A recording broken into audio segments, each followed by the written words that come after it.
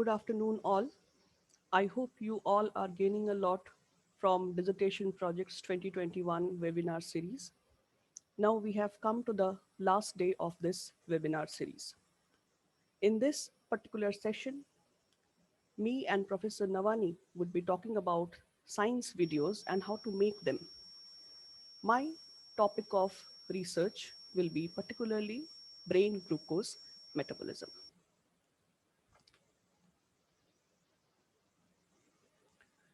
From Gurukuls, where we used to study in the lap of the nature, we have come a long way in the evolution of educational technology. We have come to a stage of online classes where not only the instructor is dispensable, but even the classroom is dispensable. These days, from instructor-led classrooms, we have now come to flipped classroom stage, where instructors would be available based on choice. All these developments have been possible because of development in multimedia technology.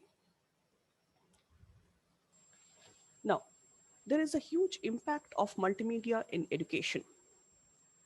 It is trying to make the entire educational system learner-centric instead of instructor-centric.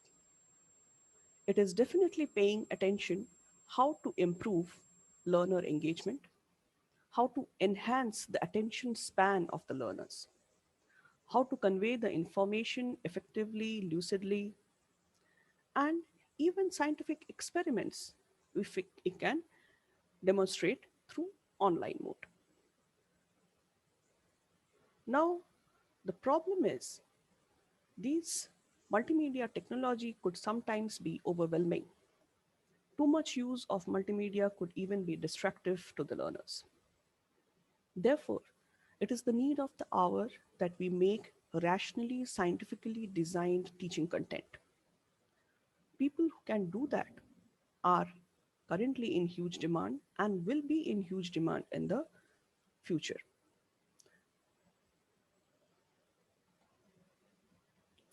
When we talk about teaching content available online, it could be in the form of live online classes like we have generally for our classes, or it could be in the form of recorded videos. The advantage of recorded videos are flexibility in timing, accessibility. We can access it anywhere at any time depending upon our convenience. And because of this, these days, many working professionals are trying to acquire higher educational degrees because it is now possible for them. Even after working hours, they can study, they can acquire the higher educational degrees. Therefore, there are increasing demands of such professionals who can create good teaching content. These teaching contents could be in the form of demonstrations, animated videos, interactive videos, gamified videos, and simulations. Now I'll go into each of these in detail.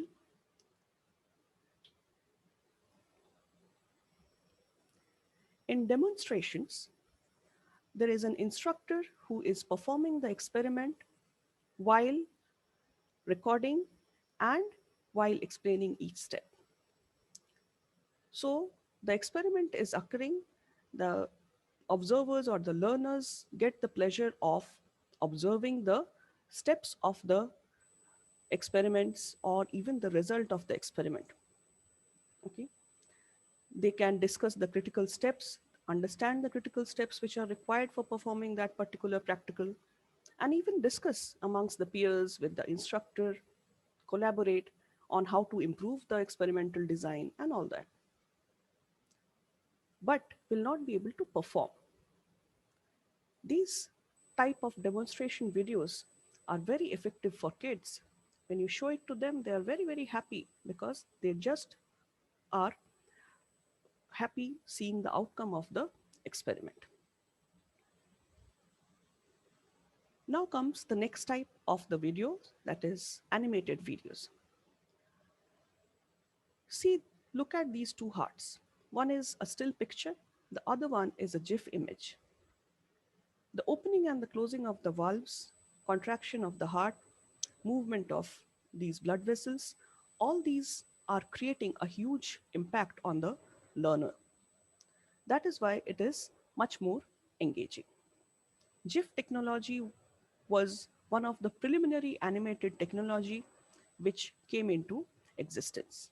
And from there, now we have advanced a lot and we can create an entire video on animation. We all have watched animated movies, right?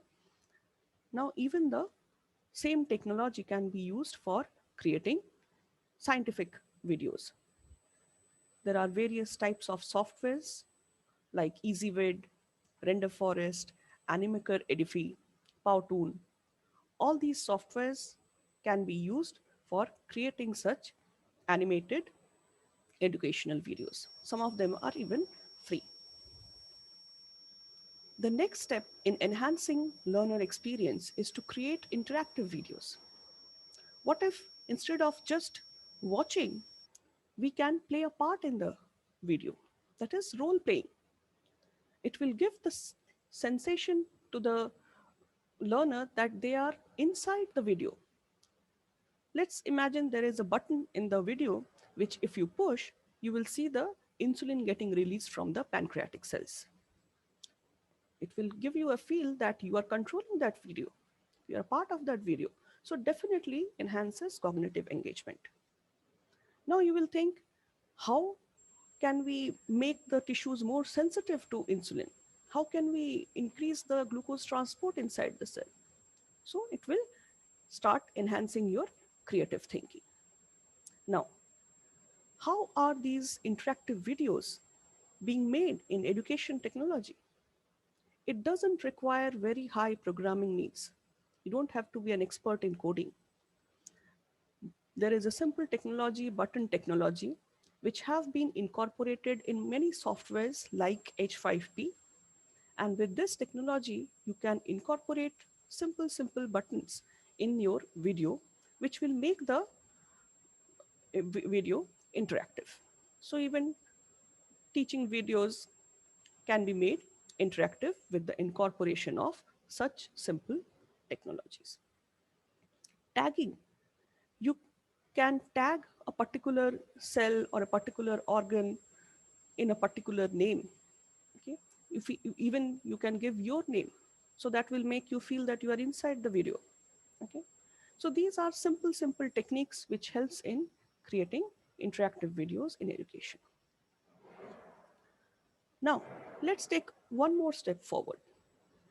What if we incorporate rewards and challenges? Now, it is in our basic nature that all of us wants to get rewarded. And that's why we like video games so much, right? Whenever we achieve a certain goal, we get so much points, we get so much coins, right? So if we can include similar kind of a concept in the interactive videos, that will make the educational video in the form of a game. That will be called as gamifying the video. Let's imagine you are trying to understand the immune system.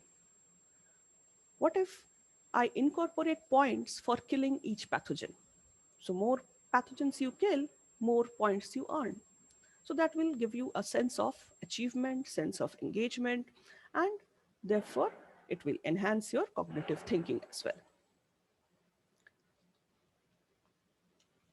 Now let's take one more step forward, where we are coming into virtual reality. We are all aware of VR technology, right? In the movie theaters, we wear those 3D goggles and try to see the movie in actual 3D. And there are actual virtual reality videos which can be observed by wearing VR goggles. What are those? Those are just simulations. Okay. So can we create such a simulated laboratory where you are not just observing the experiment being conducted, but you are conducting the experiment without the physical lab, sitting at your home? Imagine you are doing animal tissue culture practical and you are seeing the cells floating in front of you. You are handling the pipette, taking out the media, putting it in another culture flask. Great sense, right?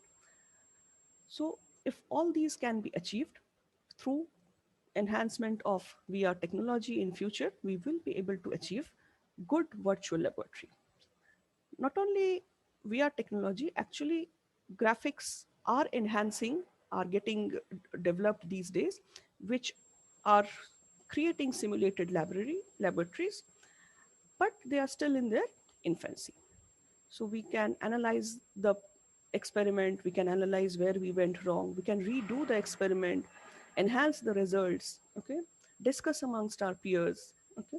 So all these can be done in a simulated environment. So definitely it will just nurture the curiosity and design thinking of students. Can we create a simulated classroom where a student just wakes up in his home, and at his home only he can feel that he is there in the class? Teacher is present, his peers are present, and not only present, he's sitting beside them, okay. So what kind of a good feeling that is? It will be a real lifelike feeling.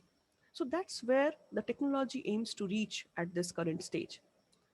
However, this would require a lot of development in virtual reality technology. It's still in its infancy. So there are technologies which are coming up for making simulated laboratories, simulated classrooms. But in this dissertation program, the skill set which we are trying to achieve is to create an interactive video. Okay. So let's say I work in the field of glucose metabolism. I'm trying to understand glucose metabolism in brain. Brain glucose metabolism is linked to so many different organs: adipose tissue, pancreas, liver, skeletal muscles. Now, if I start explaining everything in the same video, learner will lose his or her interest. But if I break this entire story in small comprehensible videos, okay, which are not only just playing, but the learner can push a button, can see the release of insulin, can see the incorporation of glucose through the glut, that will make the impact so much, right?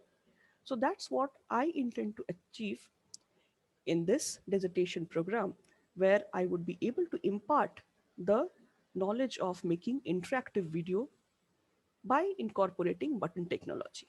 Okay, no huge programming or coding will be required, but yes, the student will be acquiring the skill set of using softwares like H5P to prepare interactive videos. Definitely, this entire video making skill set has huge employability. Not only you can depend upon uh, other firms to employ you, you can create your own websites. Okay, so you can be self-employable. Such professionals who are having good skills in developing interactive technology, interactive videos are hugely sought after. Thank you so much for listening.